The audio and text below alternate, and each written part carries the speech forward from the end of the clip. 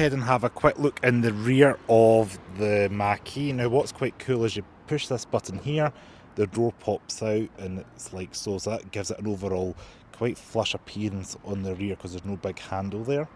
Now you'll notice in the back of the car we do have seating for free.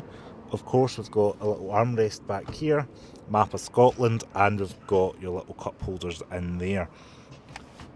Now if I jump inside,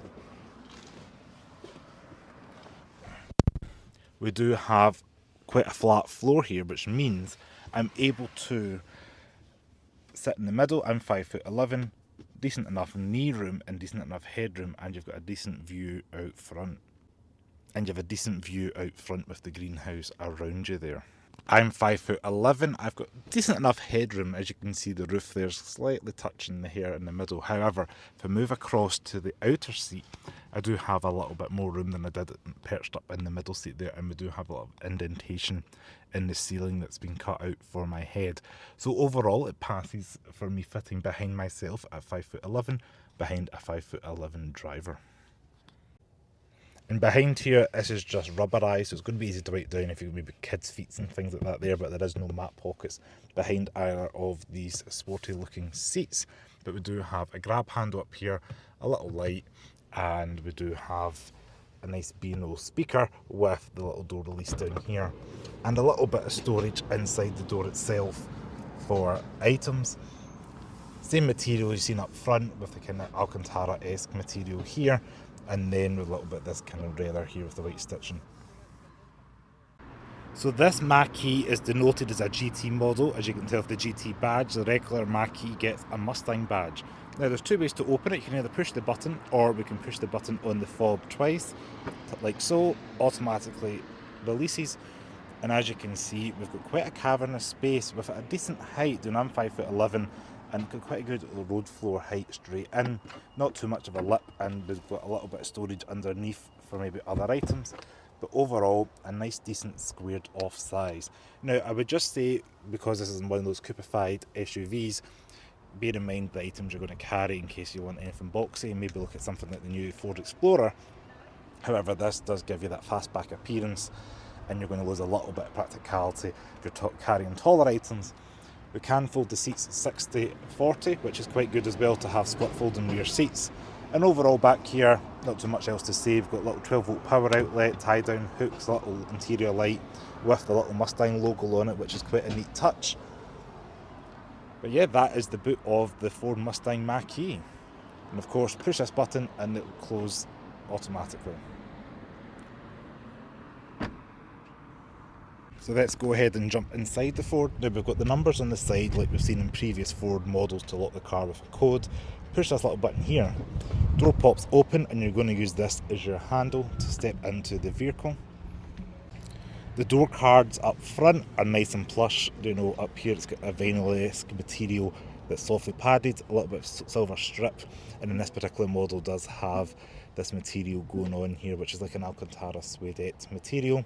B&O sound system with this fabric speaker grille in black with the white stitching there, and this little lever here to unlock the door like we've seen, which is a nice mechanical release. And then down here we've got a little bit of storage, maybe like a bottle of water or something, and other items can go in there. Now this is denoting we do have a GT model with the door plaque with the little Mustang logo to remind you what you're driving, and we're going to see that Mustang logo throughout the cabin. So there's no obvious Ford logo in front of the driver here. We do have the Mustang Ford horse logo here, and in the centre here we also have the GT debossed into the rear armrest. Now there's a lot to take in on the Mach-E. I really like how a lot of the materials are texturised, and we've got a lot going on. They've put a little bit of thought into this. Like up here we've got the fabric, we've got this kind of hexagonal geometric print going on down here, and then we've got more fabric, kind of feels like a, I don't know, like a tweedette kind of feeling material. It's and again that's white stitched. So over on the right we do have your light controls all the way up for off, auto, full beam, etc. And then your brightness for your instrument display, traction control off, and then your front D mist up front there.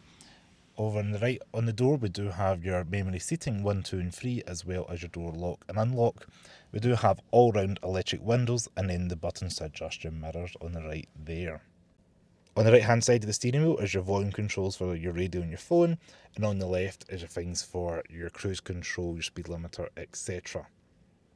I like the fact we've got PRNDL that you'd have seen in a more conventional combustion vehicle from back in the day, and that just shows you what gear you're going to be in. Now the gearing is controlled through this little shifter down here, rotating knob so you can put into reverse like so.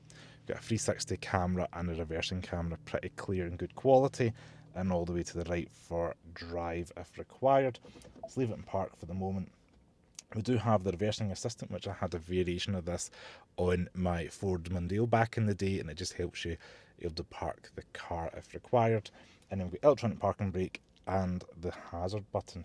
2 decent sized cup holders, wireless charger, and plenty of storage underneath because this is a floating shelf.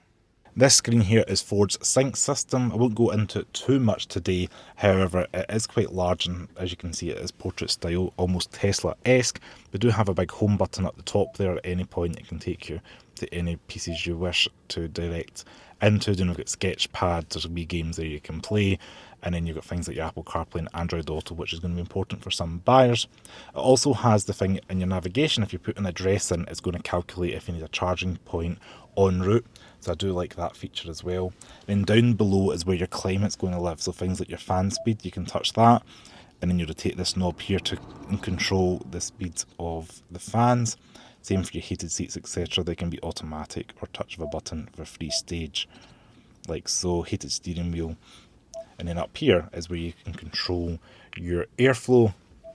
I quite like the infotainment graphic as well. You can see with the direction of air going through the cabin, and you've got the option again for things like your front electric window defrost, which is a nice neat touch for our winters here in the UK. So I just want to say thank you so much for watching this video on the first impressions of the Mach-E. I said it's not a full review because I've not had the car for long enough. I just got the keys and wanted to show you it. So thank you so much for watching. Thanks to People's Ford Edinburgh, and I'll see you again. Ciao.